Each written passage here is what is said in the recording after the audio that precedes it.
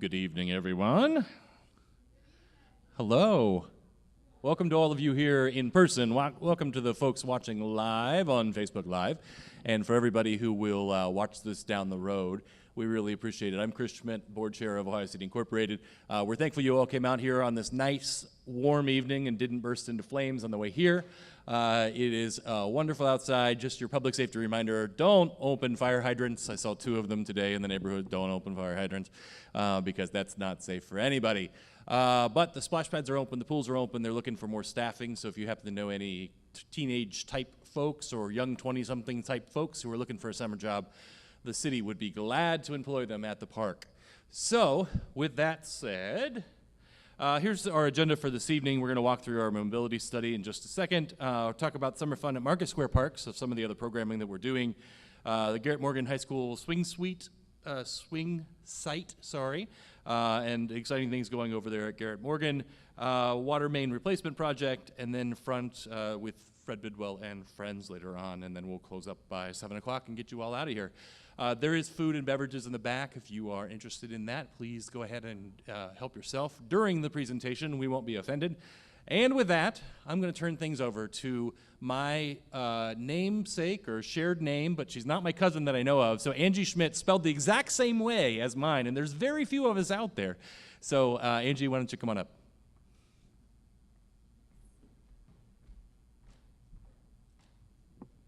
Hi, everyone. My name is Angie Schmidt, and I'm going to be helping Ohio City this summer with what we're calling the Ohio City Mobility Study.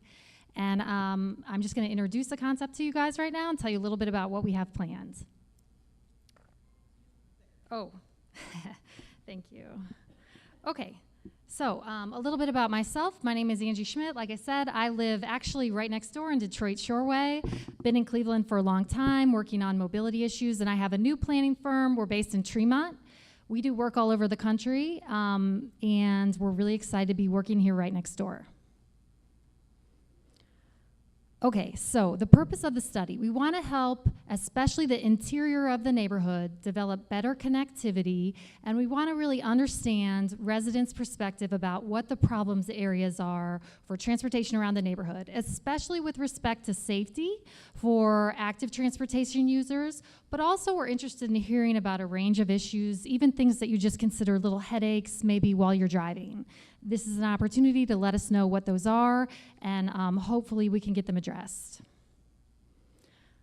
Okay, so the plan for this is over the summer we're going to be having a series of focus groups. These are going to be targeted, they're going to be relatively small groups, so we're going to get a chance to kind of go deep, do a few walks, really get a sense for the way people feel. And they've been designed specifically so that we're not just hearing from sort of the squeaky wheel few, but that we get a really good cross-section of the neighborhood. We also are going to have an online survey. I'll explain a little bit more about how you can participate later on in the presentation. And it will be made available for people who aren't as wired by phone. They can text in answers. And we'll be doing a little bit of paper survey work with some less wired groups also.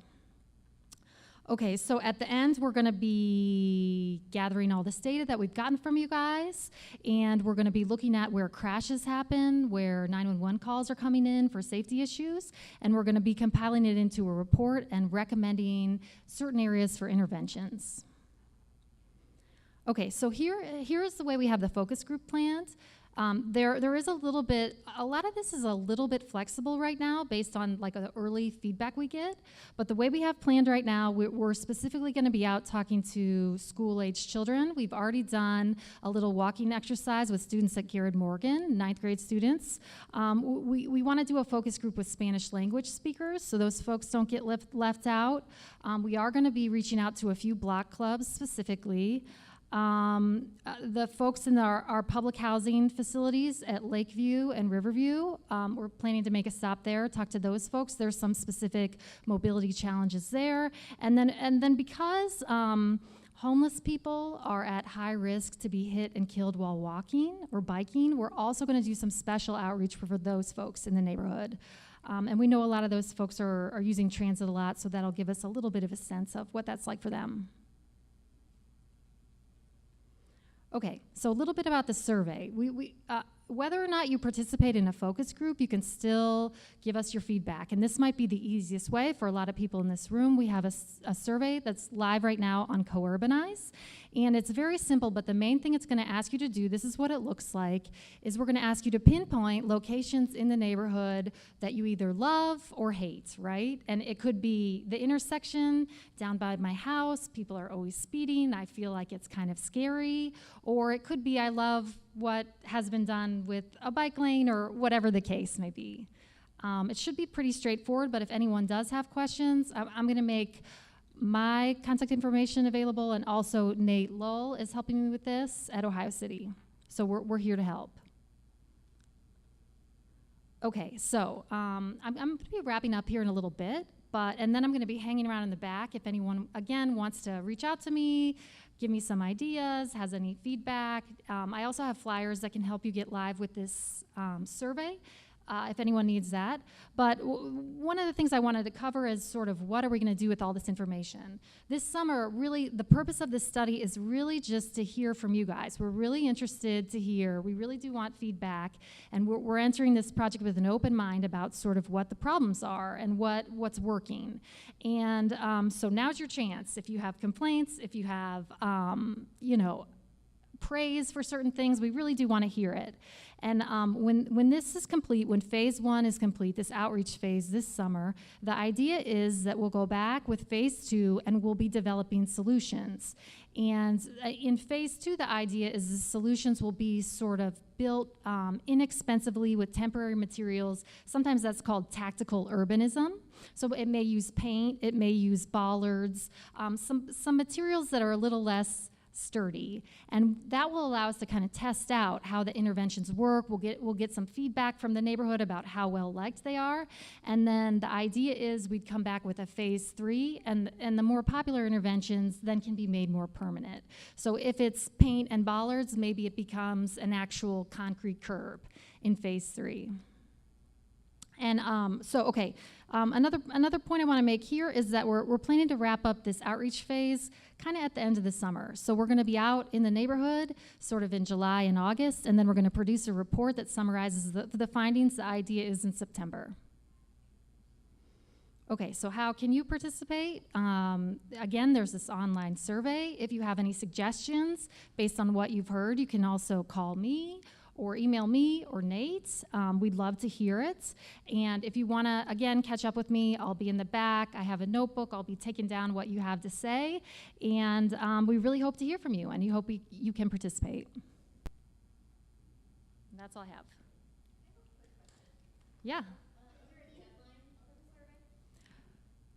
That's a good question. We're going to... so the question is there a deadline for the survey? I don't think we haven't set a firm deadline, but we'd like to finish up in late August. So we might announce a deadline sooner or later just to make it more clear. And the idea is we'll wrap up at the end of August. Anyone else have a question? Awesome. Thanks so much, guys. I'll turn it over to Michaela.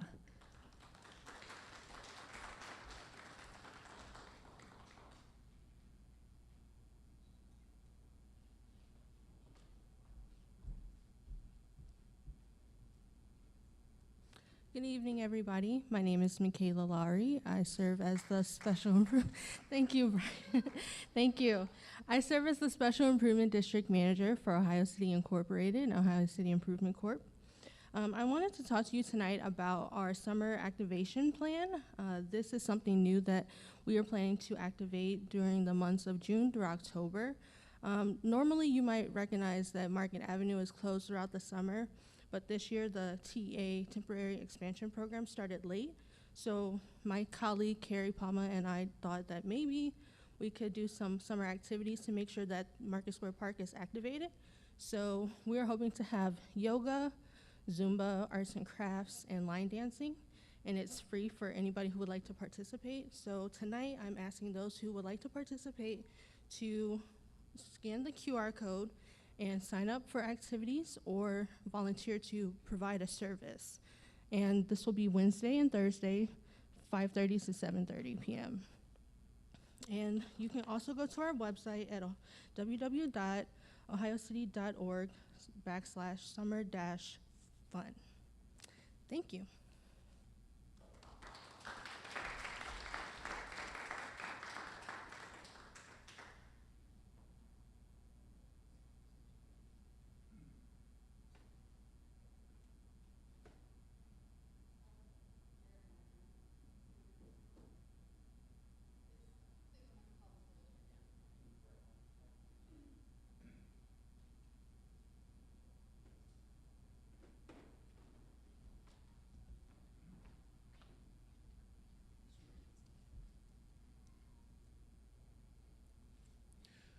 Good evening, everyone. We can do better than that. I know it's late in the day. Good evening. Pleasure to be here this evening with you. I'm Dr. Lee Buddy, the Chief Engagement Officer for Cmsd. Holly is en route. She may be here after the presentation. We also have Patty Chobe with us, who helps us with just various projects. She's a consultant with the district. Definitely wanted to come this evening to share some information on some of our construction updates and a swing site that we're going to be using really for the next couple of years, just to make sure everyone in the neighborhood is abreast of what's going on. So Joseph Gallagher and Lincoln West High School will be using the former Garrett Morgan, which is located on 4016 Woodbine Avenue. So just want to walk you through the timeline, the schedule, the traffic circulation plan, just so everyone's aware of what's going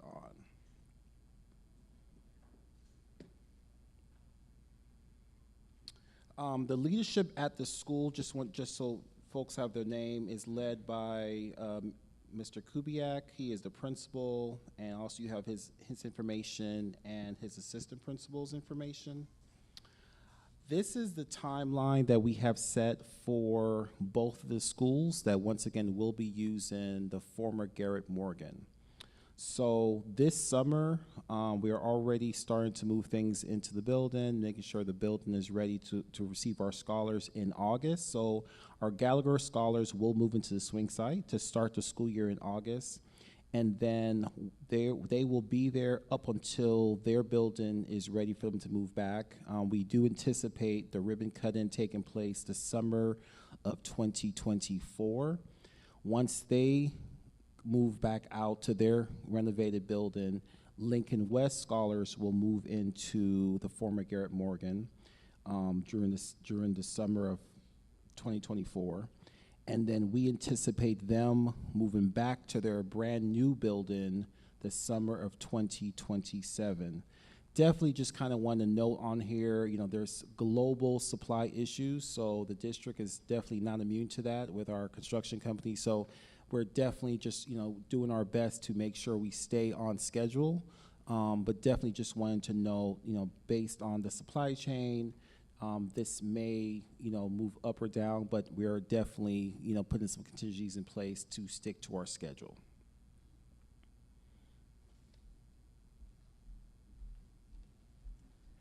Good evening, everyone. It is exciting to be here to talk about Segment 8.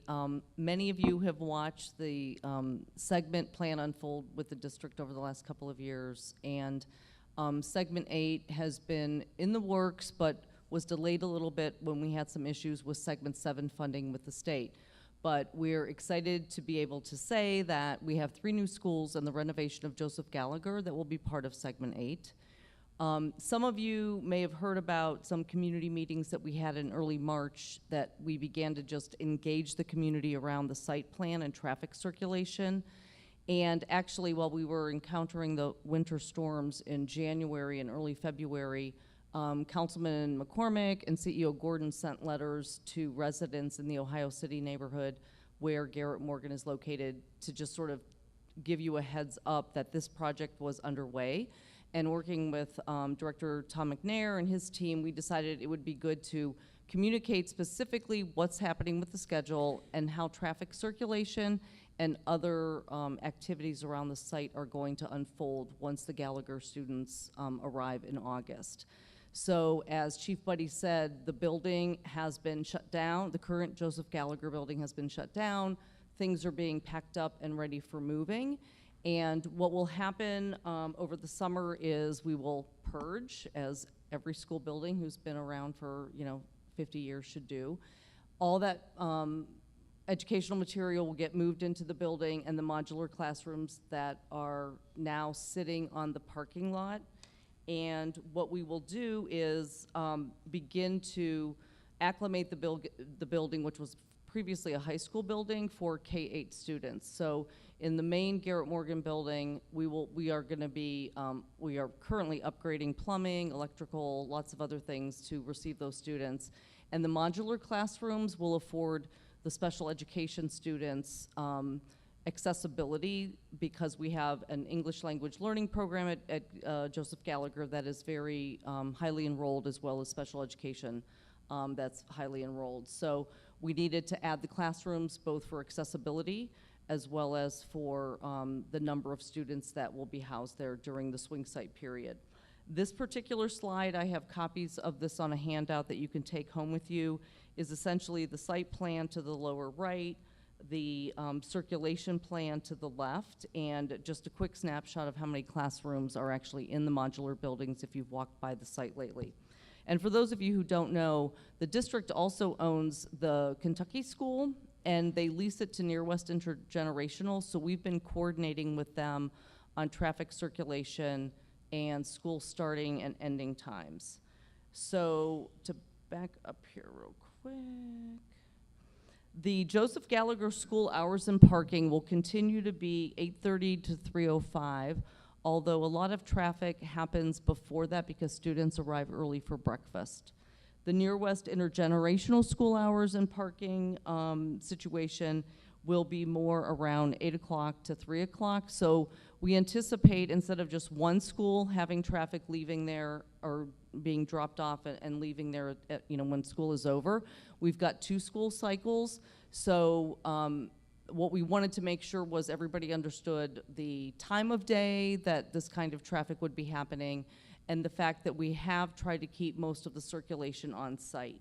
With the Cleveland school students who arrive by yellow buses, those buses will still queue along Woodbine Avenue, as they may have done when we had high school students there who were transported by yellow bus. Parents will also queue along Woodbine and drop students off into that main entrance that was used previously when it was a high school. And then we have special education students that will queue next to the modular classrooms. So we're trying to maximize the street space around the building as well as the circulation space on site.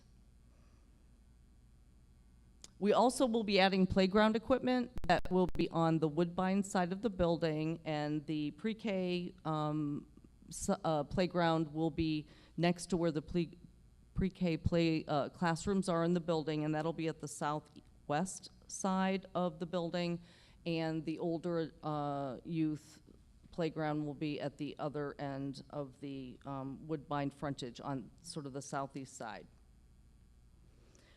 I also have this diagram in a handout ready for you to take home with you today, and essentially it just reiterates what I just described, which is basically using Reservoir for folks to come in, keeping one-way traffic and exiting on West 38th Street.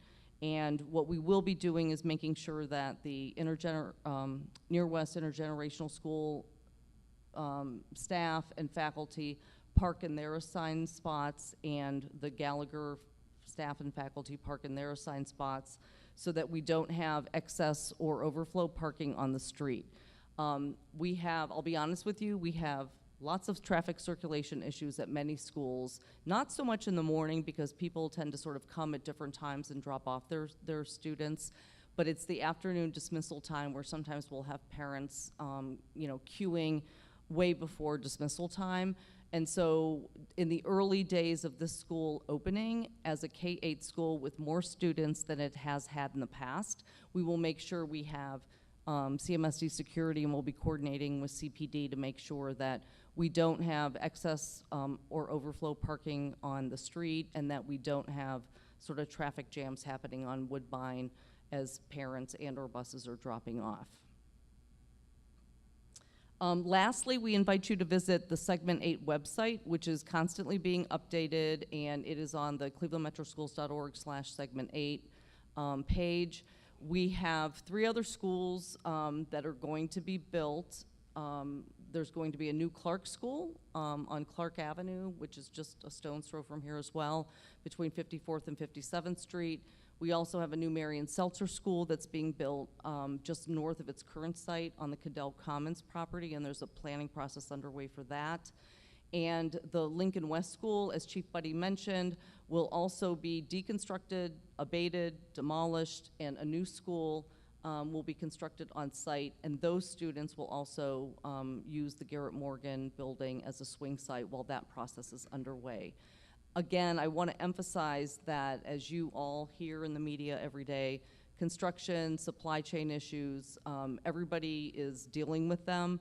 We have a lot of construction going on in Cleveland, which is great, but it also presents challenges for our construction managers and our design build teams. So we will continue to keep you updated if that timeline for the school being used for Gallagher and Lincoln West changes. But for right now, we anticipate that building being occupied with students through 2027. And we have already had preliminary conversations with Councilman McCormick, because he gets calls all the time about people who want to redevelop that site. Please know that when the time is right, there will be lots of public engagement around what should be done with that building. So, but for the foreseeable future, it's going to continue to be an educational facility, and we're happy to be there. And I will be here to answer questions if you have any after this. Thanks.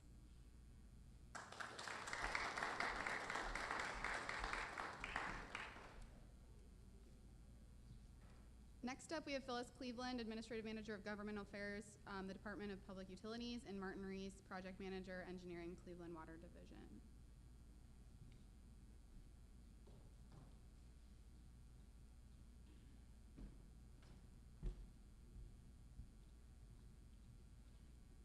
Hello, my name is Martin Reese. I'm the project manager for the Hancock Avenue Water Main Renewal Project. I'm also the program manager for the Water Main Engineering Program for the City of Cleveland.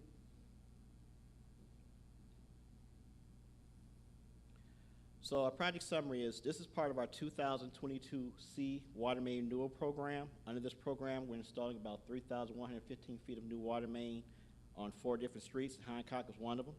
You got the approximate project cost for Hancock of about $583,000, $300. Our contractors for Breezy Trucking and Paving. Our construction begins in June. In fact, they started laying bypass, should have been laying bypass today. And the construction ends September of this year. So as you see, the limits of Hancock are from Fulton Road to West 30th Street.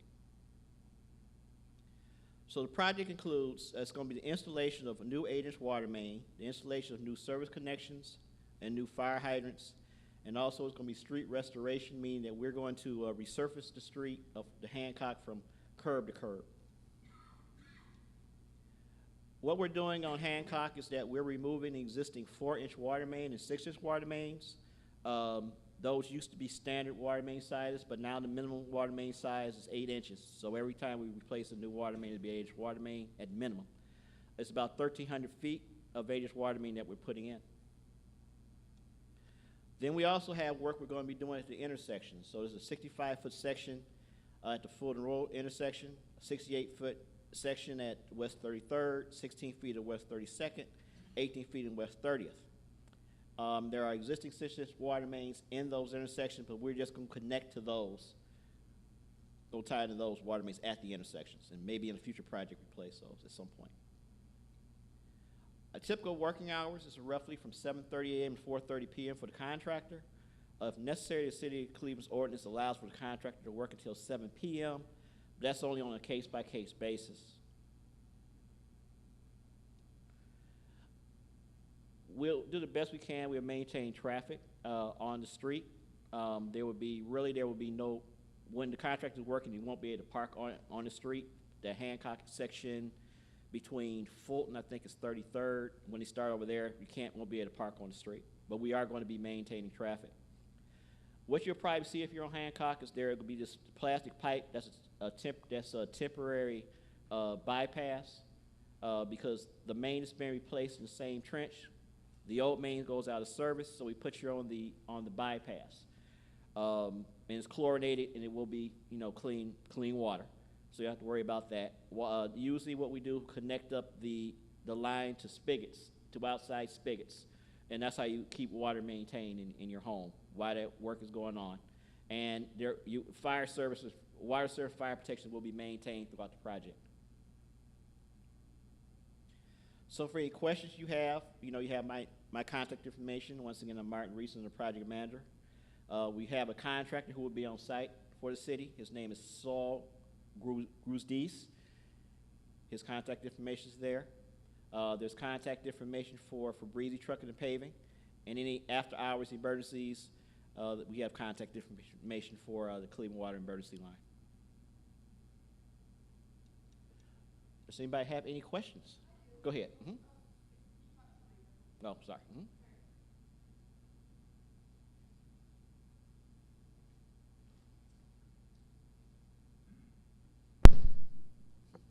What about tree lawns and trees? Are they going to be affected? And if so, are you going to plant trees if trees come down? Right now, we don't anticipate tree removal, but we are required to protect trees in the area. We have gone through that's actually a very good question. For all our water main projects, we do go through a tree survey with urban forestry and make sure the trees are protected, and they give us recommendations on any trees that will be damaged that may have to be removed. But I don't anticipate anything on Hancock Avenue. The plans are not to take down trees, but we'll make sure there's tree protection around those trees. Any other questions?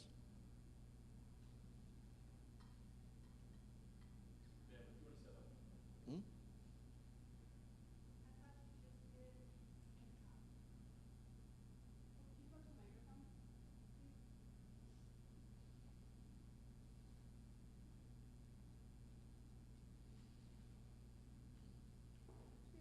Excuse me, I'm a little bit confused, but didn't you just do part of Hancock when you did Fulton, right? Repeat that again, please. Okay, when they redid Fulton, Yes. didn't they do part of Hancock? They did into the intersection of Hancock. Okay. It's new concrete. We are not going to tie it back into that. Oh, okay, thank you. We're not going to go back into that concrete section. That's a very good question, by the way. Okay, so it will not affect the houses on Fulton, as far as you No, know? we're not doing work on Fulton Road. No, just tying into that main that's on Fulton.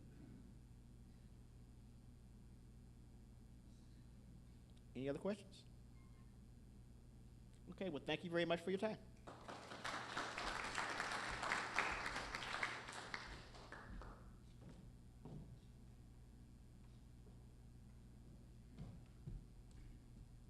Next up, we have Fred Bidwell and Janet Renner from the Front International Cleveland Triennial.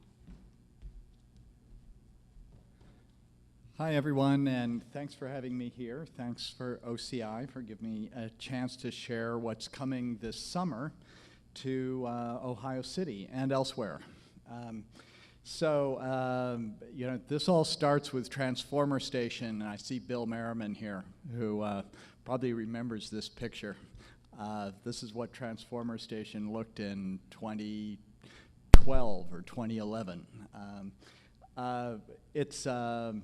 Since it was reopened by my wife Laura and me in 2013, it's become a museum and, I think a proud part of the community.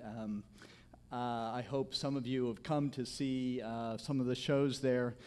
So a lot of great things have happened inside Transformer Station, but what's also been pretty cool is what's happened outside of Transformer Station, as it's become sort of a town square for Hingetown, and a place where we've had lots of great concerts, gatherings, and it's obviously been part of the really exciting development of that neighborhood.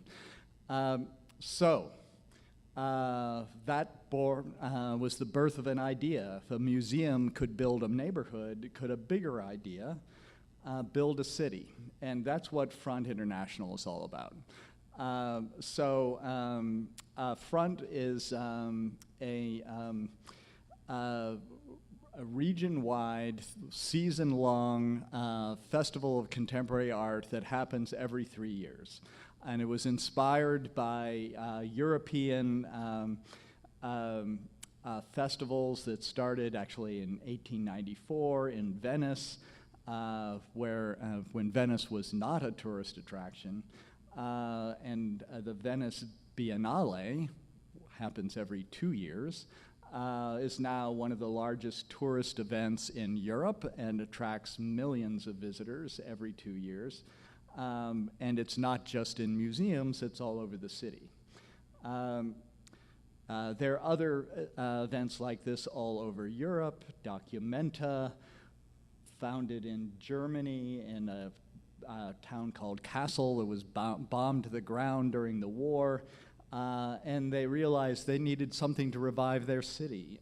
So they developed a contemporary art festival that happens all over the city, actually every 10 years, inside and outside museums. The whole city is branded Documenta, and 1 million people show up to Kassel, a town in Germany I dare say most of the people in this room have never heard of, about the size of Akron. But yes, every 10 years it attracts 1 million people. Documenta is open right now.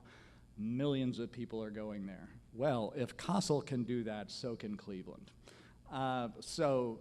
Front's mission is to generate new economic activity through cultural tourism, art tourism, enhance the brand of Cleveland and Northeast Ohio, and build an even stronger, more vibrant, creative community.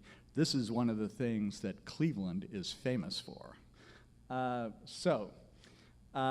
Front is backed by all the major museums and educational institutions of our city and region: the Cleveland Museum of Art, MoCA Cleveland, the Akron Art Museum, the Allen Art Museum, Spaces, Transformer Station, Cleveland Institute of Art, Case Western Reserve University, Cleveland Clinic, Cleveland Public Library. These are incredible assets for our community, and this is why people see Front as a destination, because of the reputation of those institutions. So it's a 3-month-long exhibition of contemporary art from all over the world. In 2018, there were 130 artists, 28 venues, 400 works of art in 3 cities across Northeast Ohio, and we welcomed 250,000 visits to Front sites, over 90,000 unique visitors. And this is truly an international destination. Over 30,000 visitors flew to Cleveland to see Front, and we counted 25 nations. And Front is also fully engaged in our community. In 2018, we invested along with Famicos Foundation and the Cleveland Foundation in an abandoned property on East 105th Street, restored it, used it as a center for our artist residencies, and it now continues to be a part of a revival of East 105th in Glenville, and is a cultural center run by a great organization called Third Space, Action Labs. So Front is all about the art, sure, but it's also about results. Front brought $31 million of economic impact to the region in 2018 as measured by Cleveland State University, and over $38 million in positive public relations value for our city and our city's institutions.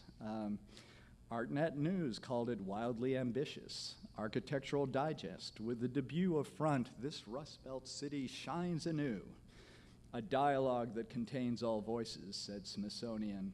Immensely important, said Art in America. And the New York Times called it an artistic scavenger hunt with civic pride. And the Wall Street Journal, the next Venice, Cleveland steps up, the world's next hotbed for contemporary art. So Front is all about putting Cleveland on the map. We create highly praised commissions by important artists. We create new landmarks for the city. And now it's back, Front 22, after a 1-year delay for COVID. We're opening in less than 4 weeks.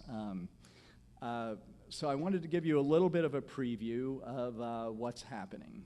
The title of the show is called "Oh Gods of Dust and Rainbows." And that's inspired by a poem by Langston Hughes.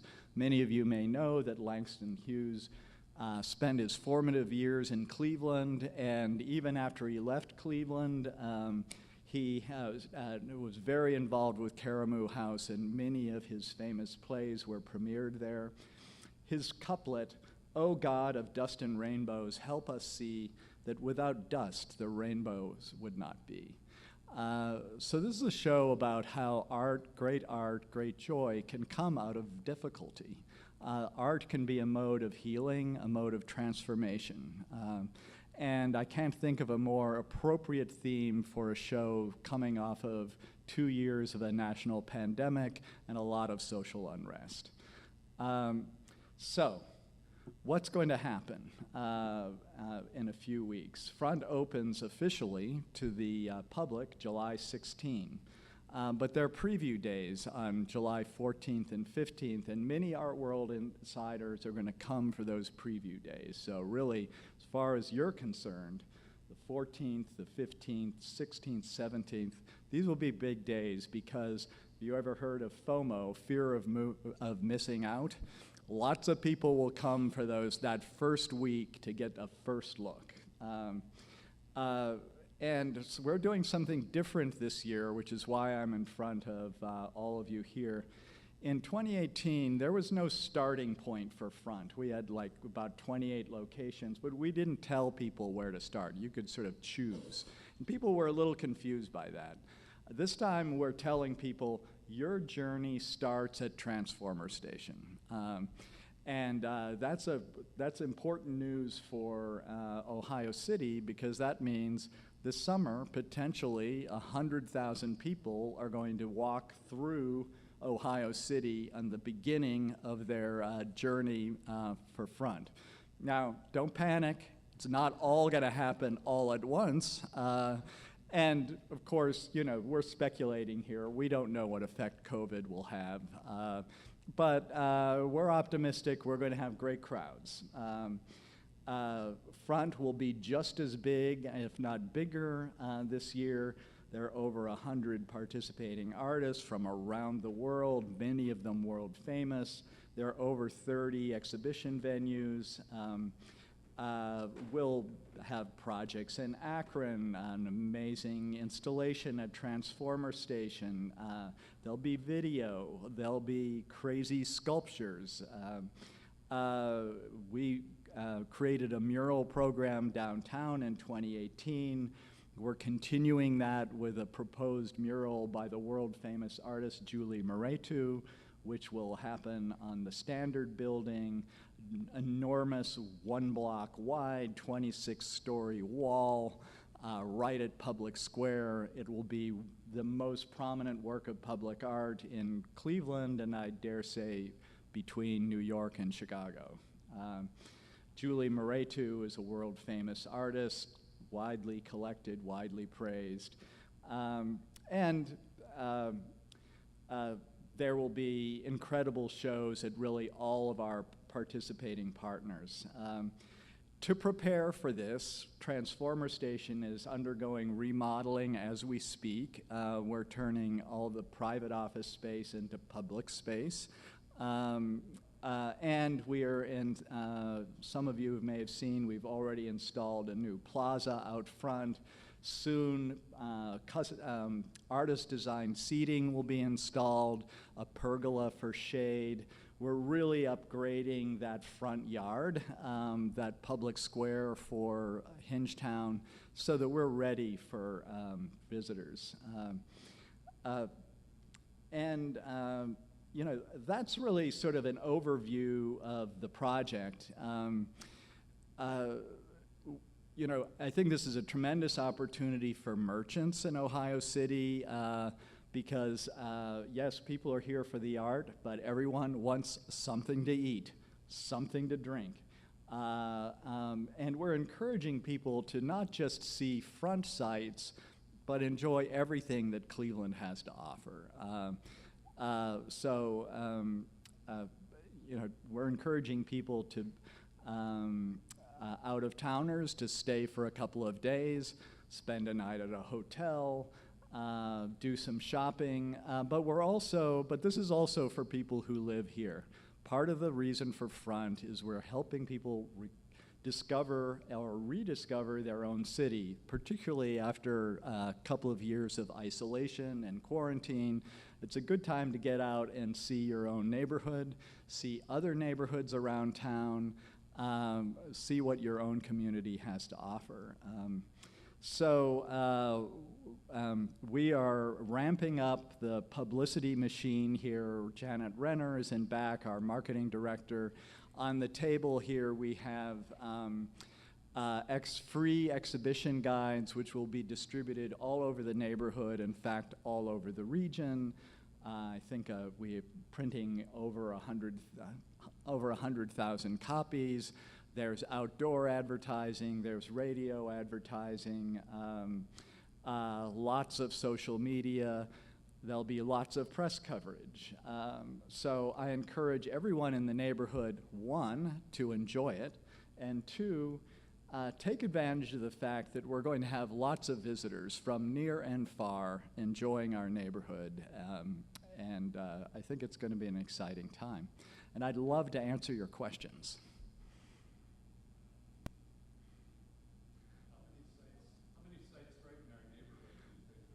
So great question. In Ohio City, the sites are Transformer Station, Spaces, so 1 block away, Bop Stop for a couple of performances. Won't be a front site all the time, but for select performances, and Jukebox. Oddly enough, there's actually be an installation at Jukebox. That'll be the offering in Ohio City. You have a question. Thanks, Fred. This is super exciting stuff. I forgot to mention at the beginning, if you have a question, if you could come up here, just because we can't hear you on camera from back there, so sorry about that. My failure. I got the look from everybody in the room on the staff, like you screwed something up, and I couldn't figure it out until just now. This is great. Asking a question from the OCI core value of inclusion. What are we doing to tie this in specifically with CMHA and with Cleveland Public Schools? Great question. We don't have specific programs directly with CMHA and CMSD. However, our community engagement and education partner is Cleveland Public Library, where we will have programs in all the branches. Actually, Cleveland, the Public Library main branch, is a significant exhibition site for us. So we're sort of, because they're the experts in education and we're not, we're sort of using their resources to connect with the schools.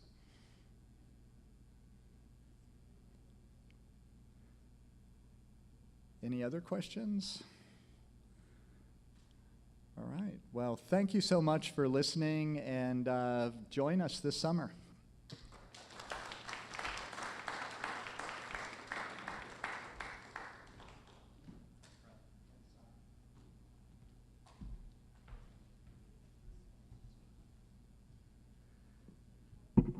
All right. Goodness.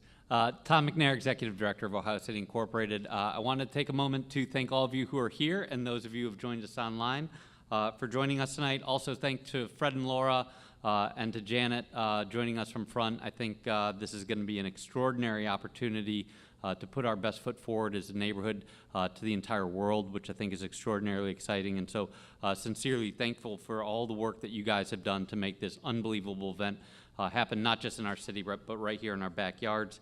Also to Patty Chobe and the Cobalt Group, as well as Cleveland Metropolitan School District for coming in talking about Garrett Morgan, and Martin Reese for coming in and talking about the project happening on Hancock. Again, this is a great forum for kind of sharing information that is happening in our community, and we will be taking this stuff and making sure that we can get it out to those that weren't able to join us tonight. And also Angie Schmidt, who is here from 3 Mile Per Hour Planning, our local celebrity planner, right, who has an amazing book, Right of Way, that is one of the better planning books that I've read in the last several years. So we're really excited. This mobility study is something that was part of our last strategic plan that kind of got postponed due to the pandemic, and we're grateful to get it going, but also with somebody as talented as Angie kind of helping us to move it forward. So again, thank you all so much for coming out tonight. Our next one of these is going to be Tuesday, July 19th. These are always the third Tuesday of the month. We will have great food. We will have air conditioning, and hope to see you guys soon. And so, again, we've got all our presenters are here. Feel free to stick around, ask questions, enjoy some of the food from Nate Deli. Thank you guys so much for coming out tonight.